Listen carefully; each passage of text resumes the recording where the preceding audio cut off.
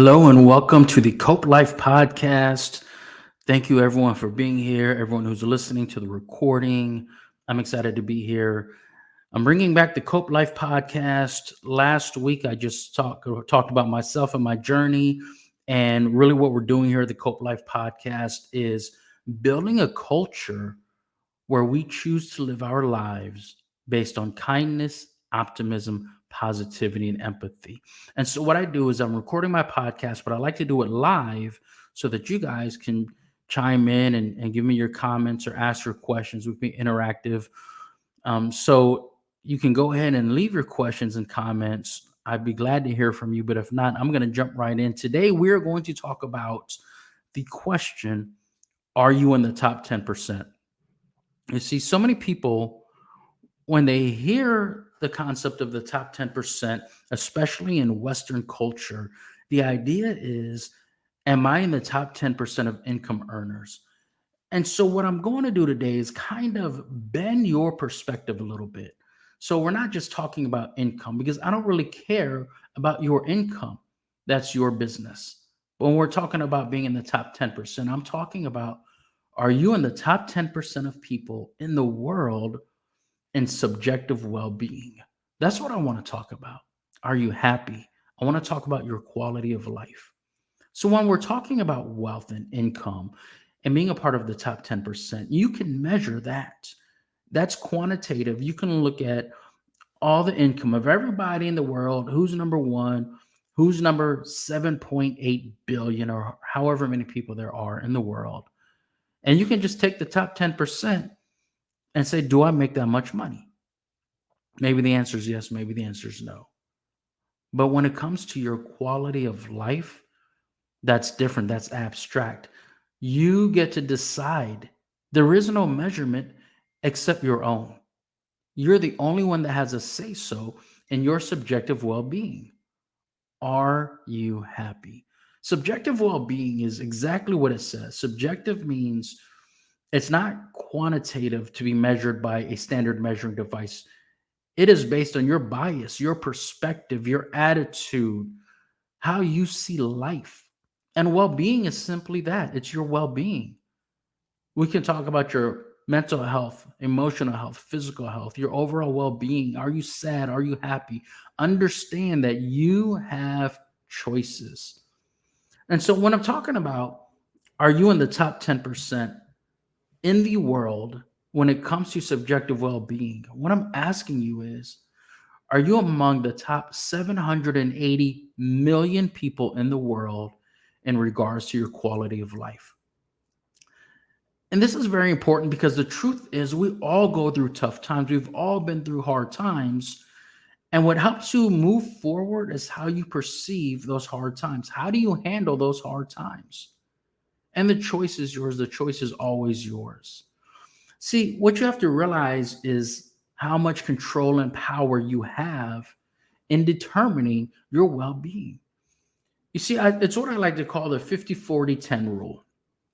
And then I work backwards, right? With the 10%, only 10% of your subjective well being is based on external factors. Only 10% of your happiness is determined by what happens to you. 40% is genetic. There are things that you've inherited that you can't do anything about. Maybe you can adjust it, manipulate it a little bit, but your power only goes so far in regards to modifying your own DNA, your own genes. That leaves 50% of your subjective well being based on how you perceive the world. Every event in your life has the meaning that you give to it. Every circumstance, every memory, every relationship, every conversation that you have has the meaning that you assign to it, the meaning that you give to it. So you get to decide. And so, what I want you to do is, I want you to just take a moment to think and answer the question: am I in the top 10%? There are so many people, so many, literally billions of people who wish they could live your life. Your life is mind blowing. And I'll be the first to say that I have a mind blowing life. I'm not driving the car of my dreams. I'm not living in the house of my dreams. I don't have all of the material items of my dreams, but it's how I choose to perceive this life. Those things, those things are not so important to my quality of life. They don't impact my happiness the way other things do, like my relationships. And so what's going on is I've decided to embrace and appreciate my overall quality of life. So I can tell you I'm in the top 10%. I have a mind-blowing life. I saw this tweet and it just, you know what, to be honest, it sticks with me. I'll never forget it. And there was this woman who was living in a refugee camp. And she said, my 6-year-old son has never had a good day. Think about that. My 6-year-old has never had a good day.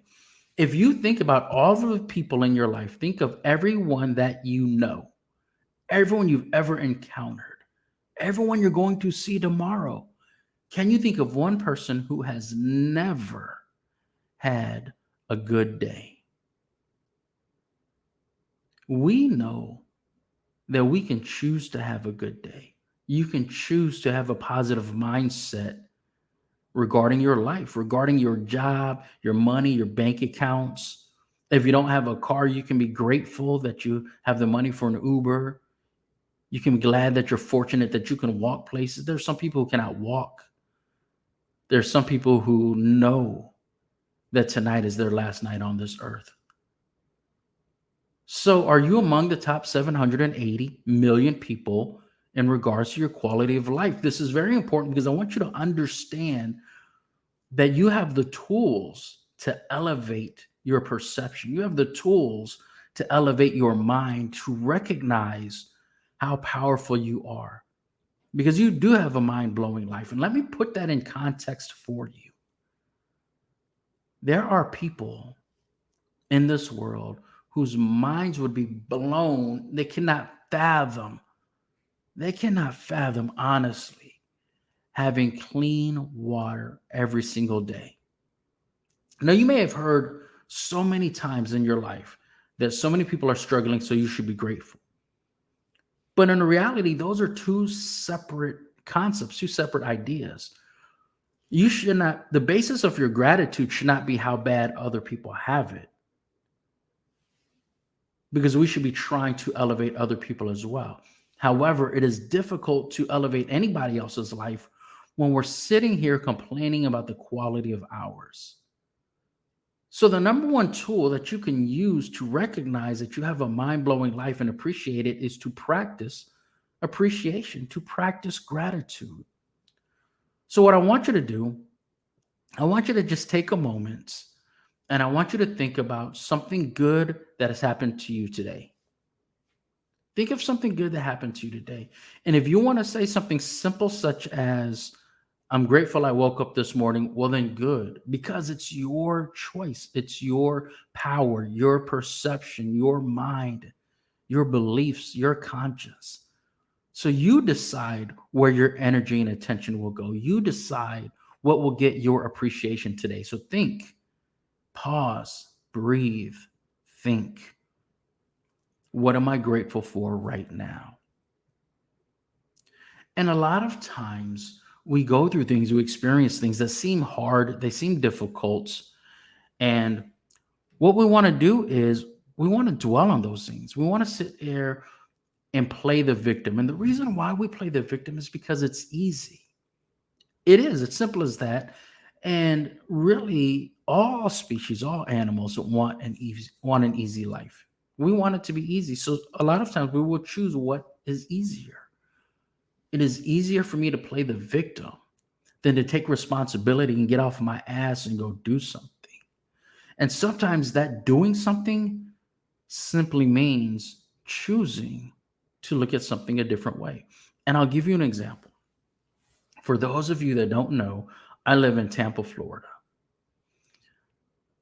The news is that on Thursday morning, we're going to get hit with a hurricane. Winds maybe category 2 or 3, maybe 120 mile an hour wind. and I could be panicking. But you have to understand how grateful I am that I actually have the technology to let me know that a hurricane's coming. Though it's those simple things. Technology these days allows us to get advanced warning and notice and survive natural disasters. I have a cell phone where I got a warning. I don't know, maybe it was an hour ago. I got a really loud warning on my cell phone telling me that a hurricane warning is in effect. If I didn't know before, I know now. 20, 30 years ago, you didn't know there was a hurricane until it hit you. But maybe some of you don't want to think that big. You don't want to think that high level because you have more immediate things that you're dealing with. Even in the midst of your pain and your struggle, you can choose gratitude. You can choose to look at the good things in your life. And sometimes what you have to do is put in the effort to reframe that negativity in your life into something positive. Rebut the negative thoughts because understand that so many of the negative aspects of our lives are really just data and information. For example, looking at your bank account, some people listening right now might be quite well off, and some people might be broke as hell.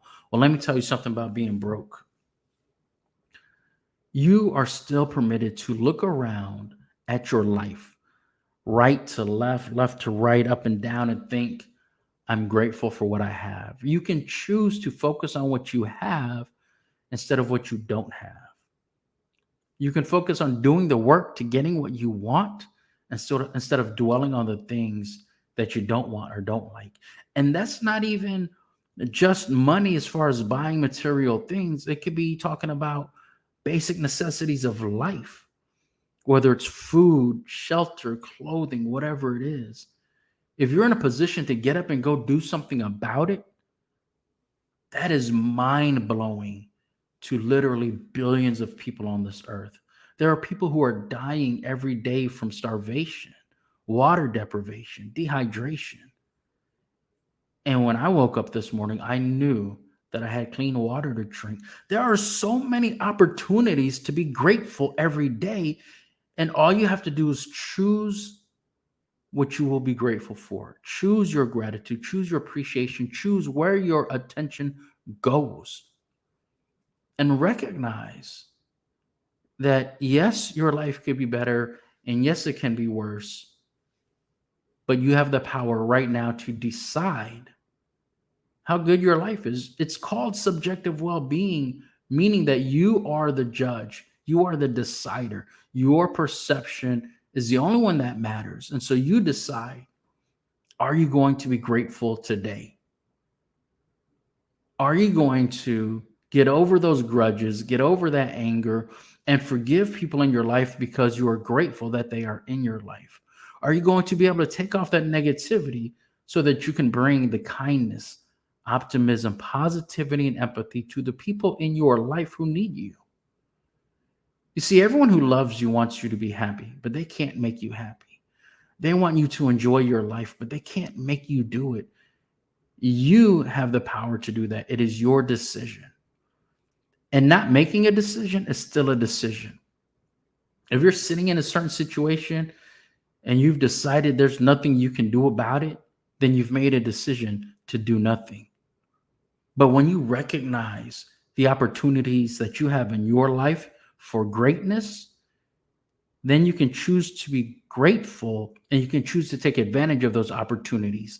And when I say being great, I'm not even talking about, when I say being great, understand I'm not talking about great in regards to what other people call great, right? We're not all going to elevate ourselves to billionaire status, superstar status, saving the world status, but maybe your greatness lies in how you raise your kids. Maybe your greatness lies in the fact that you're available for your friends to talk to you. Maybe your greatness lies in your ability to bring positivity and optimism everywhere you go. For example, when I was at the grocery store recently, this song. I forget what it was called, but it was a song by Bruno Mars. Came on over the music system in the grocery store, and this dude started singing. He started singing and dancing in the middle of the frozen food aisle. And, sometimes that can annoy you, right? But the truth is, emotions can be contagious. And when he looked me in the eye and he said, "Man, I can't help but to dance when this song comes on," man, I had to smile. I had to smile. It felt good to share in this positive experience with him. He did not go to the store that day looking to make me smile. Never seen him before, probably never see him again. I probably would not recognize him if I did see him again. However, in that moment, he chose positivity and optimism. He chose happiness. And then that's contagious and it consumed me as well. You see, that's the greatness that we can bring. We don't have to bring greatness in terms of money or things, popularity, likes, degrees, paperwork, awards. You can be great to your kids. You can be great to your friends, your spouse, your parents. You can be a great big brother, be a great big sister. Greatness is whatever you want it to be. You just have to want it. You just have to want to be great. And the truth is that when you define what greatness means to you, then you recognize that you have the tools and the power to go grasp that greatness. But you cannot do that if you are stuck. If you're stuck thinking about how bad you have it, you have to choose gratitude. You have to choose to be grateful for your life. Again, are you in the top 10%? Are you in the top 10% of the world in regards to subjective well being? When I'm talking about being great, that's what I'm talking about. Because of 7.8 billion people, most of the billions don't believe they're great. They don't even see the opportunities to be great. But if you can hear this, you can define your greatness and you can go be that because you can choose to perceive your life in whatever light you want. You are the one who's painting this picture. So choose happiness, choose gratitude, choose to understand that your subjective well-being is essentially your quality of life is as good as you say it is. You're in control, you're the master. Are you in the top 10% in terms of quality of life? I know that I am. And I know that there are millions upon millions of people who have bigger houses, better cars, larger families, lots of land, but they are not as happy as me because I choose happiness. I choose gratitude. I've chosen to be in the top 10%, and you can too. Thank you so much for joining me in this live recording of the Cope Life podcast. Remember, this is all about living a life in which you choose to bring kindness, optimism, positivity, and empathy. Check out the Cope Life podcast wherever podcasts are available. I'd also like to just send a shout out and a thank you to my friends who joined me, left comments. My brother Q, my brother Chris, I appreciate and love you guys. Again, I'm doing this every Monday. Every Monday, I'll be here recording live, and then I'm going to download it to the Cope Life podcast so that you guys can take a listen anywhere that podcasts are. Take care. Love you guys. And until next time, peace.